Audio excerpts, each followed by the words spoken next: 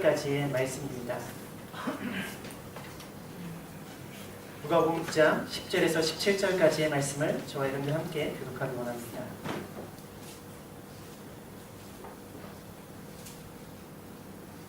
사도들이 돌아와 자기들이 행한 모든 것을 예수께 여쭈니 데리시고 따로 벳세다라는 고을로 떠나가셨으나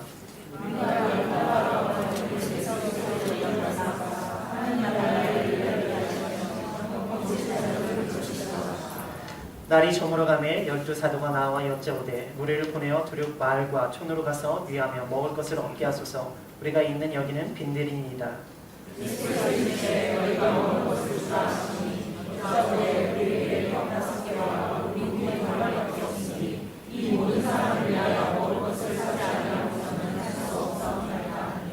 이는 남자가 한 5,000명 되밀어나 제자들에게 이르시되 때를 지어 한 50명씩 앉히라 하시니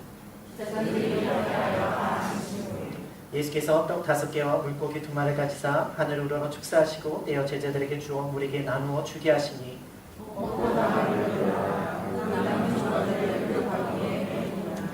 아멘. 할렐루야. 오늘 이곳에 오신 여러분들 주님의 이름으로 축복합니다. 우리 함께 선포하기 원합니다. 난 하나님의 사람입니다.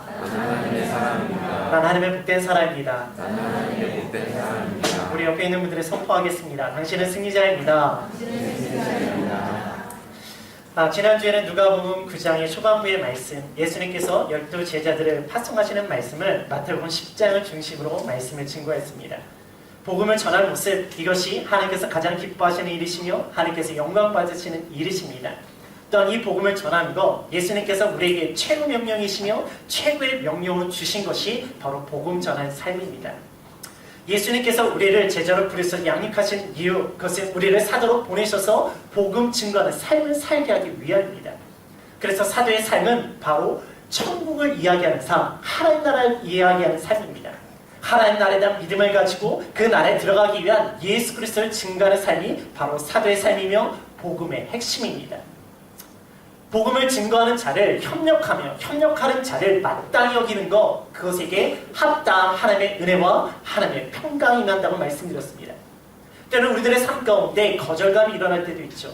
그러나 그 거절감에 대한 두려움은 거절당하는 우리에게 임하는 두려움이 아니라 거절하는 자에게 임하는 두려움입니다.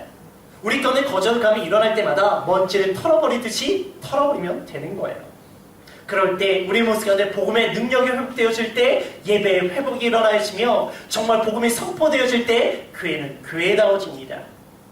그러기에 우리가 성령님을 사모하며 성령의 역사신 가운데 복음을 증거하며 예수 그리스도를 증거하는 모습이 우리 가운데 일어나기 원합니다. 이 사순절 기간 가운데 예수 그리스도를 통하여 하나님 나라를 증거하시며 그 나라에 들어갈 수 있는 예수를 보내주신 하나님, 우리가 그 예수 그리스도를 증거하며 그 하나님께 영광 돌릴 수 있는 저와 여러분들이 되어지기를 주님의 이름으로 축복합니다. 지난주 화요일 제가 IJCS 교회를 갔다 왔습니다. 제가 일본 교회를 간다고 하니까 어떤 분들은 제가 일본을 갔다 온 줄 아시는 분들이 계시더라고요. 일본에 간 것이 아니라 싱가포르에 있는 일본 교회를 갔다 왔습니다. 협력하는 부분들을 나누었고 이토 목사님 또한 그 부분에 대해서 흥분하시며 기뻐하시며 함께하고 싶은 모습이 있었습니다. 그래서 어떻게 하면 우리가 함께 예배할 것이며 어떻게 하면 우리가 함께 예수 그리스도를 증거할 것이며 우리가 어떻게 하면 함께 기도할 것인가를 나누고 돌아왔습니다. 그것을 나누고 나오는데 제 마음속에 일어난 그 기대가 하나님의 나라를 위한 협력, 거창한 일은 아니지만 작은 시작이지만 그것을 주님께 드리고 싶은 마음이 제 가운데 일어났습니다. 오늘의 본문은요, 작은 도시락을 통하여 예수님께서 5,000명이 먹고도 남는 역사를 이루신 오병이어 기적의 사건입니다. 이 오병이어 기적의 사건은 사복음서에 모두 기록된 유일한 기적의 사건입니다. 그만큼 모든 복음서가 중요하게 여기는 사건이 바로 오병이어 기적의 사건입니다. 예수님은 몰려드는 회중을 바라보시며 하나님 나라를 선포하시고 그들을 고치시고 그들의 날이 저물어가게 되어집니다. 그들이 배고픕니다. 그러니까 예수님께서 물고기 2마리와 보리떡 5개로 남자만 5,000명이 먹고도 남는 역사, 아마 어린아이와 여자까지 포함하면 10,000명 정도 되어지는 사람들을 먹고도 남는 역사가 바로 오병이어의 기적입니다. 이 나눔의 기적은 너무나 수많은 사람들을 먹이는 대규모 기적이기 때문에 놀라운 사건입니다. 그러나 이 기적은 이 놀라운 사건이 이전에 바로 예수 그리스도의 귀한 사역이 역사가 있는 기적입니다. 그래서 모든 복음서가 기록하고 있습니다. 오늘 말씀을 통하여 이 역사, 이 기적이 우리에게 어떻게 다가오는지 그리스도의 말씀을 우리가 듣고자 합니다. 우리 10절과 11절의 말씀을 같이 읽겠습니다. 10절과 11절입니다. 시작.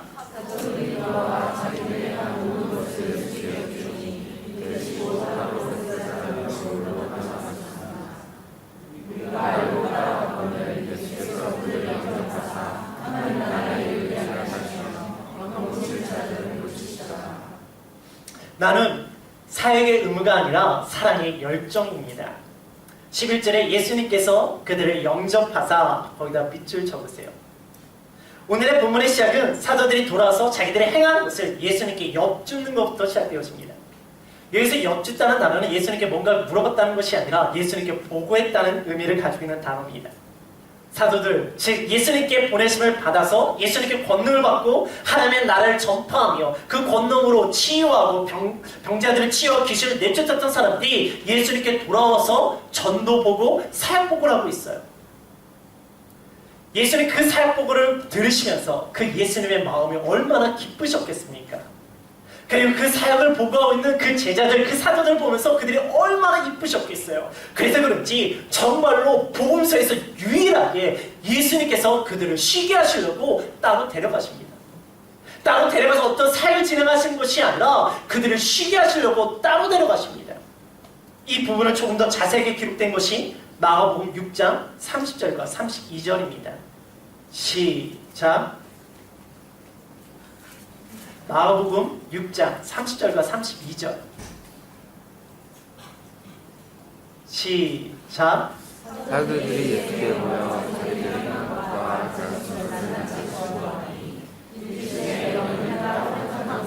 것과 잠깐 쉬어라 하시니 이는 오고 가는 사람이 많아 음식 먹을 겨를도 없습니다. 네. 다들 사역으로 인해서 피곤하고 지쳐있으니까 예수님께서 그들을 위한 특별한 쉬는 시간을 주시는 거예요. 그때 무리들이 이것을 알고 따라옵니다. 제자들의 반응이 어떨까요? 예수님의 반응은 어떨까요? 요즘 제가 두 아들과 함께 한 침대를 쓰고 있습니다. 그러다 보니 잠을 잘 못 자고 있어요. 급기야 지난주에는요, 제 큰아들이 저를 발로 쳐버려서 그만 침대에서 떨어지기도 했습니다. 지난 5일 아이들과 놀이동산을 가기로 약속을 했어요. 그래서 새벽 예배 후에 아침을 챙겨주고 그리고 빨래를 돌고 빨래 넣은 다음에 너무 피곤해서 좀 자고 가려고 침대에 누웠습니다. 그랬더니 아이들이 빨리 가자고 잠을 못 자게 하는 거예요. 저는 분명 아이들을 사랑합니다. 그런데 그 가운데 제 마음껏 일어나는 것은 그런 거예요. 제자들의 마음도 그랬을 것 같아요. 아우르치 갔다 왔어요. 선교여행 갔다 왔어요. 이제 좀 쉬고 싶어요. 근데 사람들이 또다시 몰려오는 거예요. 그들을 거부하고 싶고 도망치고 싶고 쉬고 싶어요. 그들을 향한 마음이 미운 마음이 일어나지 않을까. 근데 예수님의 반응은 어떠신가? 그들을 받아들이십니다.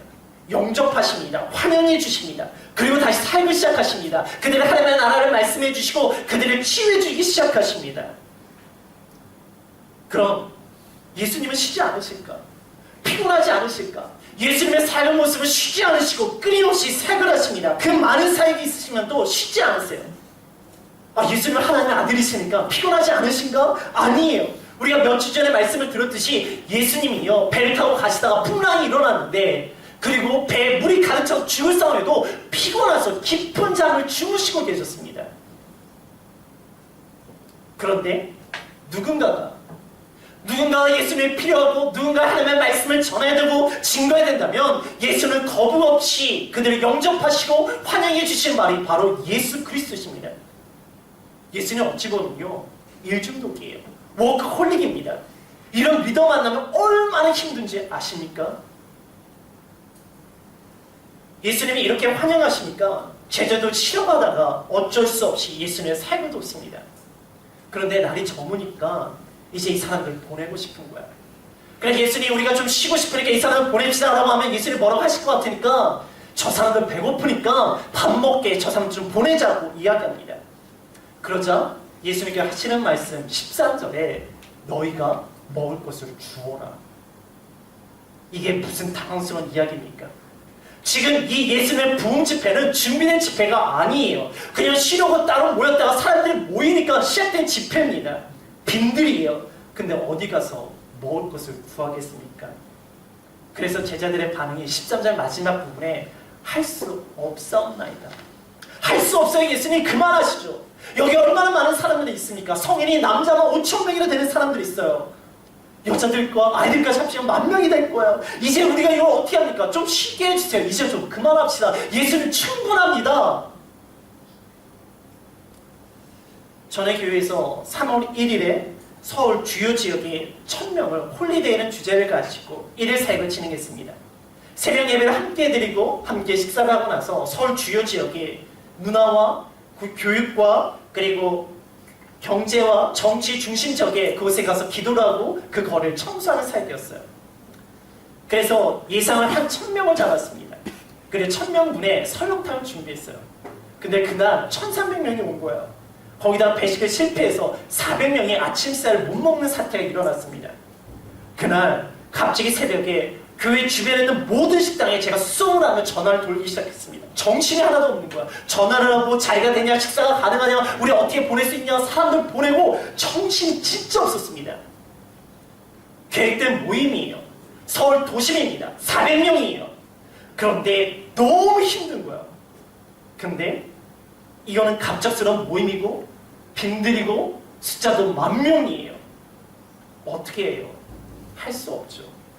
전도여행 갔다 와서 피곤해 죽겠어요. 그런데 이런 말도 안 되는 일을 예수님께서 그들에게 시키고 계십니다. 그러나 이게 끝이 아니에요. 14절을 보면요, 예수님께서 50명씩 앉히라고 말씀하고 계세요. 10,000명을 빈들에서 50명씩 앉히라고 이야기를 합니다. 여러분, 이게 상상을 해보세요. 이게 쉬운 일일 것 같습니까? 그것도 여기서 앉히다라는 단어는 그냥 좁게 그냥 쪼밀쪼밀하게 앉히라는 단어가 아니라 유대인들이 원래 식사할 때 비스듬히 앉듯이 비스듬히 앉게 넓게 편하게 그대로 50명씩 앉히라는 거예요. 아니 어떻게 이렇게 할 수 있냐고요. 제자는 예수님을 시키신 것에 대해서 어쩔 수 없이 의무감 때문에 일을 했을지는 모르겠지만 예수님의 마음 가운데는 어떤 마음인가? 그들을 향한 사랑의 열정으로 그들에게 다가가시는 거예요. 일에 대한 의무감으로 할 때는요, 거부하고 싶고요, 그리고 쉽게 빨리 해결하고 싶고요, 불가능해 보이면 하고 싶지 않고요, 무조건 내려놓고 싶고 끝내고 싶은 모습이 있어요. 그러나 사랑의 열정으로 하면요, 어떻게 해서든지 더해주고 싶고 더 챙겨주고 싶고 섬겨주고 싶고 언제든지 환영하며 그들을 받아주고 싶은 모습이 바로 사랑의 열정으로 채워진 사람의 모습입니다. 왜 우리가 예수님을 만났습니까? 예수는 우리를 일적으로 대하지 않으세요. 사랑으로 대하세요. 그래서 언제나 환영하시는 거예요. 그에게는 일 중독이 아니라 사랑 중독이고 워크홀릭이 아니라 러브홀릭이세요. 사람들은요, 세상은요, 우리를 일적으로 대하잖아요. 일의 의무감으로, 일의 책임감으로 우리에게 대할 때가 너무나 많이 있습니다. 그래 거기서 갈등하고 지치고 피곤하고 어쩔 수 없이 그 일을 감당해서 빨리 처리해버리고 싶고 쉽게 하고 싶은 모습이 우리 가운데 있습니다. 그러나 예수님의 중심에는요, 사랑의 열정으로 채워져 있는 분이세요. 그래서 사람들을 그냥 돌려보낼 수 없는 거예요. 사람들을 환영하고 영접해 주는 거예요. 그리고 하나님의 나라를 증거하시고 그들을 치유해 주시고 그들이 배고프니까 어떻게 그들을 먹여서 채워주고 싶은 거예요. 우리 시편 121편 4절에서 8절의 말씀을 같이 읽겠습니다. 시작.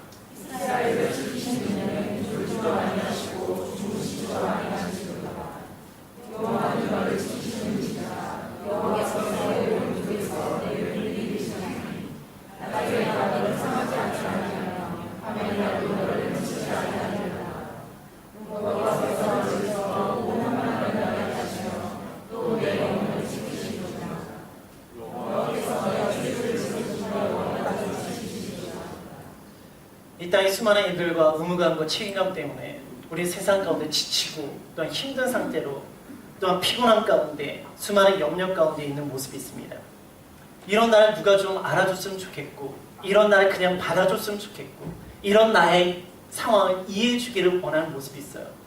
근데 누군가에게 나를 받아주기 원하고 이야기를 하면은 사람들이 다 바빠요. 피곤해합니다.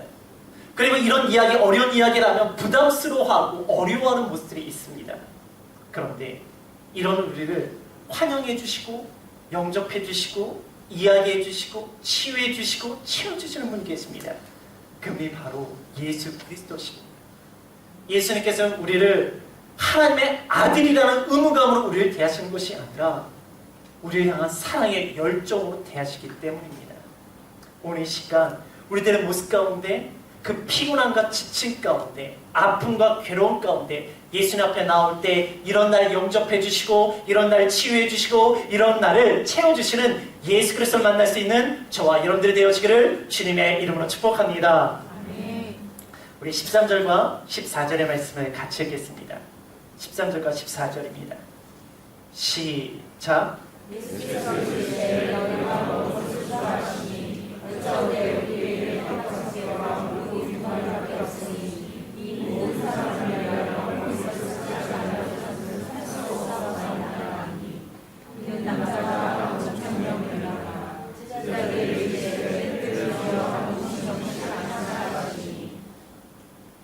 나는 가진 것이 아니라 드린 것으로 이루어집니다.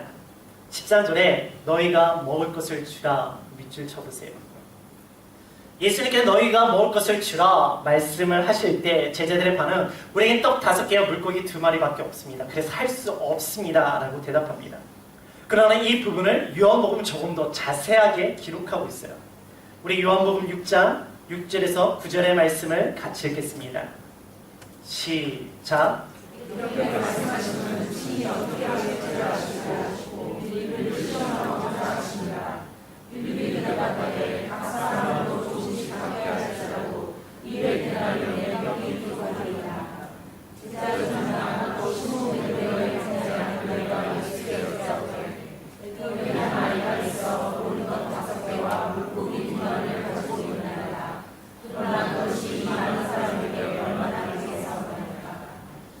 여기에 3명의 예수님의 제자의 이름이 등장합니다. 빌립과 그리고 베드로와 안드레. 이 3사람의 공통점이 있습니다. 요한복음 1장 44절입니다. 시작.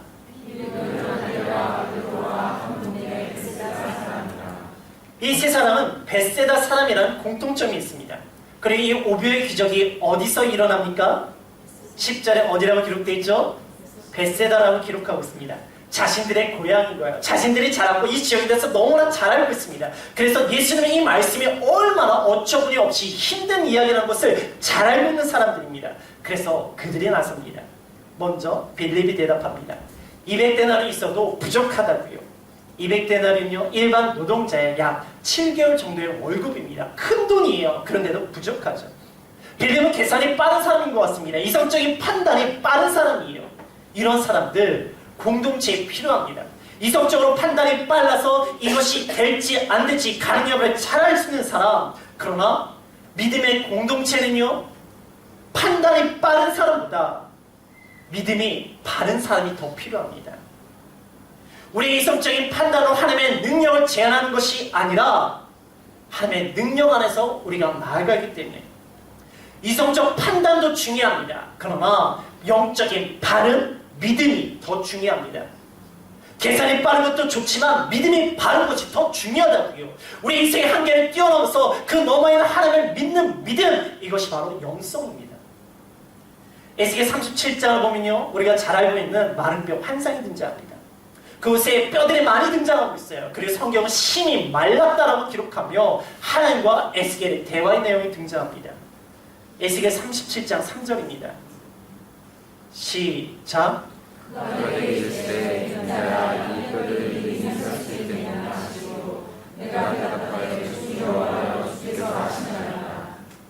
내 이성적 판단으로는 살아날 수가 없습니다. 그러나 내 판단을 하지 않고 여호와 하나님께 맡기고 있습니다.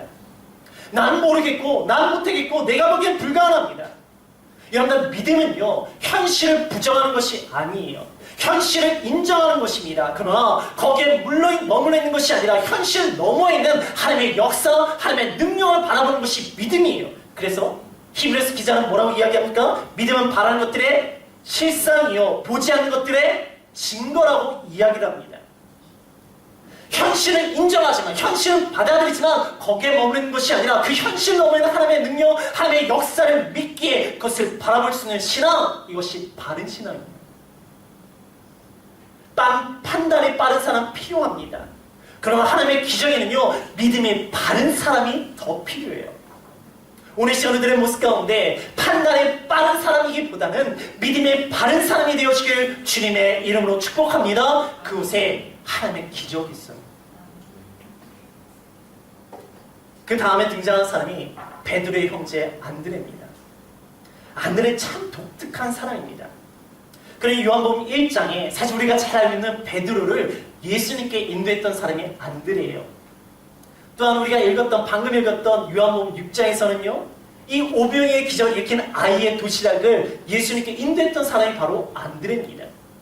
그리고 요한복음 12장에는요, 헬라인을 예수님께 인도했던 사람 또한 안드레입니다. 안드레는 성경에서 그렇게 중요한 인물로 등장하지 않아요. 그러나 그가 인도했던 베드로, 그가 소개했던 이 아이, 그리고 예수님을 만났던 헬라인은요, 이 성경 속에서 중요한 인물이며 중요한 사건이고 중요한 변화가 바로 그가 인도했던 일들을 통해 드러납니다. 자신은 잘 드러나지 않아요. 그러나 자신을 통해서 인도되었던 사람들이 드러나게 하는 사람이 바로 안드레입니다. 제가 이곳에 청빙 설교를 하러 왔을 때, 하고 나서 간담회할 때 한 성도분이 저에게 질문을 던지셨습니다. 교회가 성장한 큰 목회를 했을 때 초심을 잃어버리지 않게 하기 위해서 어떻게 하실 거냐고 그런 질문을 받았습니다. 그때 제가 대답한 것은 전 안드레 같은 목회자가 되고 싶다고 말씀을 드렸어요. 제가 드러난 것이 아니라 저를 통하 예수님께 인도되어지고 예수를 만났던 사람들이 드러나게 하는 목회를 하고 싶다고. 사람들이 말하는 큰 목회보다 하나님 보시기에 바른 목회를 하고 싶다고. 그래서 목회를 하면서 제가 드러나는 것이 아니라 우리 교회 성도분들이 드러나고 생명의 말씀교회가 드러나고 이곳에 역사하고 계시는 예수 그리스도를 드러나게 하는 목회를 하고 싶다고. 제가 지금 그렇게 잘하고 있는지는 모르겠지만 그 마음으로 기도하며 사역하고 있습니다. 그러기 위해서는요, 이 아이의 드림이 필요합니다. 이 아이의 도시락은 팔레스타인 지역의 하층민이 먹는 도시락이에요. 못 사는 사람들이 먹는 도시락입니다. 뿐만 아니라 이 아이가 이 도시락을 참 좋은 반합에 차함에 가지고 왔을 것 같습니까? 바탕 선교하러 갔다가 저녁 시간에 불이 나가서 캄캄한 가운데 저녁을 나눠줬습니다. 저녁을 먹으려고 펼쳤는데 그곳에 생선 한 마리와 그리고 밥이 뒤엉켜져 있는 것을 보았어요. 죄송한데 너무 먹기 싫더라고요. 비주얼을 보는 순간 식을 확 달아나는 거예요. 그것을 보면서 오병이어의 도시락은 어땠을까? 이 아이가 만명 사이에 뛰어다니면서 뒹굴다가 가지고 온 도시락, 아마 물고기와 빵이 뒤엉켜져 있던 상태였겠죠. 이런 것을 드린다는 것. 그런데 그 무리들 가운데 먹을 것이 이렇게 볼품없는 아이의 도시락밖에 없었을까요? 여기에 예배하러 오셨지만 이 가운데 가방 안에 먹을 것이 있는 분이 반드시 있습니다. 확인해 볼까요? 아무리 못해도 애들을 챙기느라고 이유식하고 과자도 가지고 있어요. 이 인원에도 우리 가운데는 먹을 것이 있는 분이 반드시 있습니다. 그러나 그렇게 수많은 사람들이 모여있는 공간에 이 아이조차도 챙긴 도시락을 아무도 챙기지 않았을까요? 더 좋은 도시락, 더 많은 양이 없었을까요? 그들은 가지고는 있었지만 드리지는 않았습니다. 그러나 이 아이의 보잘것없는 도시락을 들었을 때 오병이의 기적이 시작되어집니다. 하나님의 기적은 많은 것을 가진 것을 통해서 시작하는 것이 아니라 보잘것없지만 하나님께 드려진 것 통해서 이루어지는 것이 하나님의 기적입니다. 기억하십시오. 많은 것을 가지고 있지만 하나님께 드려지지 않으면 그것에 기적이 없습니다. 그러나 보잘것없고 볼품없는 것이지만 하나님께 드려질 때 그것은 하나님의 역사, 하나님의 기적이 일어납니다. 가진 것이 중요한 것이 아니라 드려진 것이 중요해요. 과부의 두 랩돌을 귀하게 여기셨던 예수 그리스도, 이 아이의 보잘것없는 도시락을 통하여 오병이어의 기적을 일으키신 예수 그리스도, 내가 보기에 내 자신이 보잘것없고 초라해질 때가 있죠. 나는 아는 것도 없고 교회도 잘 모르고 예수님도 잘 모르고 성경도 잘 모르고 세상도 잘 모르고 내가 왜 이렇게 살아갈까? 이런 모습 가운데 내 자신이 초라하고 열등감에 빠질 때가 있습니다. 그러나 그런 모습 부끄러워하지 마시고 그 모습을 주님께 드리십시오. 그분은 드려지는 나를 통해서 내가 생각하지 못했던 놀라운 역사를 이뤄나가신다는 거예요. 부끄러워하지 마시고 그 부족한 모습을 주님께 드리십시오. 그분께서 나를 통해 일하실 줄 믿습니다. 그 드림을 통해 우리의 삶 가운데도 먹고도 남는 역사 일어나기를 주님의 이름으로 축복합니다. 우리 16절에서 17절의 말씀을 같이 읽겠습니다. 16절에 17절입니다. 시작. 예수께서 다섯 개와 고기 두 마리를 가지사 하늘을 조사하시고 베어 주시고 우리에게 나눠 주게 하시니 먹고 다 배부르다 그 남은 조각을 열두 가구에 내리니라. 나는 구제가 아닌 구원의 사건입니다. 16절에 축사하시고 떼어를 동그라미 쳐보세요. 제자들에게 주어에서 주어의 동그라미 쳐보시고요. 나누어 주기에서 주기의 동그라미 쳐보세요.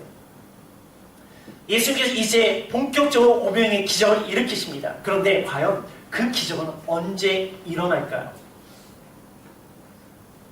예수님께 떡을 떼실 때 일어날까요? 예수님께서 이것들을 제자들에게 나눠주실 때 일어날까요? 아니면 제자들이 사람들에게 이것을 나눠줄 때 일어날까요? 말씀을 묵상하는데 그게 궁금해지는 거예요. 여러분들 안 궁금하신가요? 할렐루야, 전 궁금하더라고요. 그래서 제가 헬러 동사들을 좀 봐봤어요. 떼다, 주다, 나눠주다라는 세 단어를 봤는데 떼다와 제자들의 사람들이 나눠주다라는 그 헬러 시제를 보니까 부정과거 시제를 사용하고 있어요. 이와 달리 예수님께서 제자들에게 나눠줄 때는 미완료 시제를 사용합니다. 다시 말하면 예수님께 떡을 떼는 행동과 그리고 제자들이 사람들이 나눠주는 것은 단순한 행동이에요. 단순한 행위입니다. 하지만 예수님께서 제자들에게 나눠주신다는 그 단어는 계속해서 반복되어지는 단어라는 것을 보여주고 있습니다. 예수님의 기적의 순간은 어디서 일어나는가? 바로 예수님께 떡을 떼시며 그것을 제자들에게 나눠주실 때 끊임없이 나눠줬다는 것을 이야기하고 있다고요. 예수님께서 떡을 브로큰하셨어요. 그래서 나눠줬어요. 그런데 없애야 되는데 또 있는 거예요. 또 나눠주시는 거예요. 또 나눠주시는 거예요. 없는데 또 나눠주시는 거예요. 이건 마술쇼에서 자주 보았던 모습 아닙니까? 이것은요, 마술의 속임의 사건이 아니라 예수 그리스도와 구속의 사건입니다.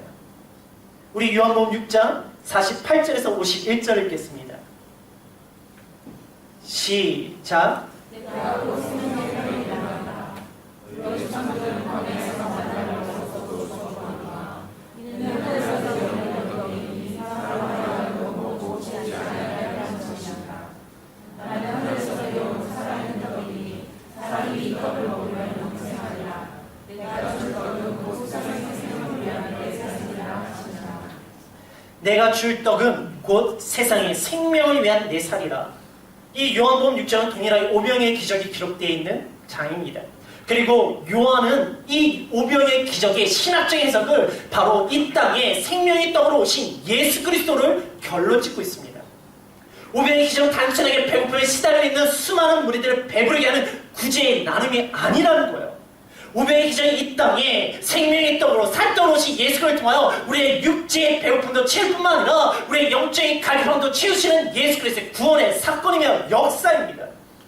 보리떡 5개, 물고기 2마리로 5,000명이 먹고도 남는 역사, 우와 신기하죠. 그리고 우리의 삶 가운데 일어났으면 좋겠습니다. 그러나 그것으로 끝나는 것이 아니라 모든 복음서가 이 기적을 기록하고 있는 이유는 바로 이 사건은 이 땅에 생명의 떡으로 오신 예수를 통하여 그 떡을 먹는 자가 먹고도 남는 역사가 일어난다는 것을 우리에게 가르쳐주시는 역사라는 것이에요. 예수 그리스도의 생명의 떡은 이 세상의 모든 사람들이 구원을 받고 영생을 얻고도 남는 역사입니다. 아멘. 마태복음 26장 26절을 보겠습니다. 시작. 그리고 예수께서 떡을 가져다 주시고 제자들에게 주시며 이르시되 받아서 먹으라. 이것은 내 몸이라 하시고. 육체의 갈급함을 해결하는 떡에서 영혼의 갈급함을 해결하는 떡으로의 나눔. 그러기에 오병이의 기적은 배고픈 자들 해결하는 구제의 나눔에서 영생의 나눔, 영생으로 인도하는 구원의 살게 되어집니다.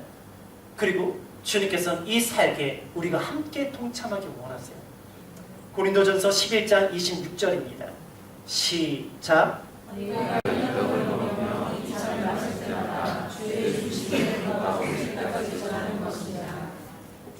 오병이어의 기적은 보잘것없는 것을 들었던 아이의 드림에서부터 시작되었습니다. 또한 부정적이고 믿음이 나약하고 의무감으로 하고 있던 제자들의 손을 통해서 마무리되어집니다. 분명 역사의 주체는 예수 그리스도십니다. 그러나 예수님은 이 놀라운 사역을 어린아이의 보잘것없는 드림부터 시작되어지고 믿음 없고 빨리 해결하고 싶은 의무감으로 사역하는 제자들의 손을 통해서 마무리 짓고 계세요. 우리 고린도전서 1장 21절을 보겠습니다. 시작. 하나님의 지혜에 있어서는 이 세상의 작은 지혜로 하나님을 알지 못하고 하나님께서 전도에 미련한 것으로 믿는 자들을 구원하시기를 기뻐하셨다. 하나님의 놀라운 역사 가운데 이 어린아이의 보잘것없는 드림, 그리고 빨리 해결하기 원하는 그런 제자들의 손길 통해서 이 기적이 완성되었습니다. 지난주 예배 때 3월 27일 전도 집회에 초청 작성을 했습니다. 36분들이 작성해주고 그리고 그 대상자가 110명을 적어주었습니다. 많은 분들의 이름을 적어주었습니다. 귀합니다. 어떤 분들은요 뒷명까지 적어서 19분을 적어주신 분도 계십니다. 그런데 그분들이 그날 그 외에 옳지 안 옳지에 대한 모든 생각들을 내려놓기 원합니다. 미리 판단해서 안 올 거야 포기하고 그런 모습들이 아니라 그 사람들 그냥 주님께 올려드리는 거예요.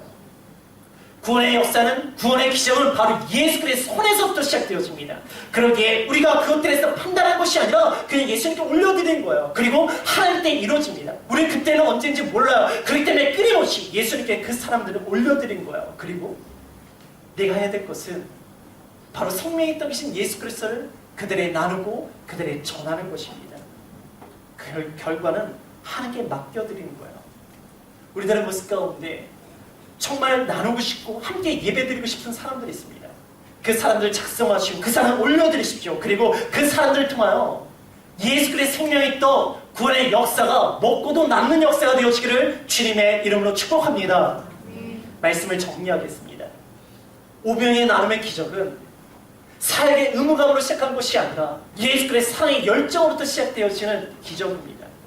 우리를 언제나 환영하시고 우리를 섬겨주고 기뻐하시는 예수 그리스도, 우리 가운데 지침과 피곤함과 나약함과 깨어짐과 아픔을 가지고 나왔지만 언제나 우리를 받아주는 예수 그리스도의 사랑의 열정이기 때문에 시작되어지는 기적입니다. 오늘 시간 그 기적을 통해 내 가운데 치유가 일어나고 체험이 일어나고 회복이 일어나기 원합니다. 또한 이 오병이의 나눔 기적은 가진 것을 통해서 이루어진 것이 아니라 주님께 드려진 것을 통해서 이루어진 기적입니다. 화려하고 좋고 귀한 것을 가진 것을 통해 이루어지는 것이 아니라 예수 그리스도께 드려진 것을 통해서 시작되어진 기적입니다. 내 자신의 보잘것없고 미약하고 부끄러울 때도 있죠. 아무것도 없는 것처럼 느껴질 때도 있지만 이런 날을 주님께 드릴 때 주님께서 이런 날을 통해서 하나님의 역사를 일으키십니다. 마지막으로 오병이어 나눔의 기적은 구원의 역사입니다. 예수님의 손을 통해서 진정으로 이루어지는 역사는 단순히 우리의 육체적인 배고픔만 해결하는 구제의 사역이 아니라 바로 우리의 영적인 가급함을 채워주시는 구원의 삶이 되어집니다. 하늘에서 내려온 생명의 떡이신 예수 그리스도, 그 구원의 역사는 보잘것없는 아이의 드림을 통하여 믿음 없고 나약한 제자들의 손을 통해서 완성되어집니다. 오늘 시간 예수님께서는요 이 구원의 역사를 우리들 보잘것없는 삶의 드림을 통해서 믿음 없고 나약하고 아직 잘 모르지만 그런 나의 손을 통하여 완성하기를 원하십니다. 사랑의 열정, 주님께 드림, 생명의 떡이신 예수 그리스도를 통하여 구원의 사건이 오늘 시간 우리들의 삶 가운데 먹고도 남는 역사 일어나기를 주님의 이름으로 축복합니다.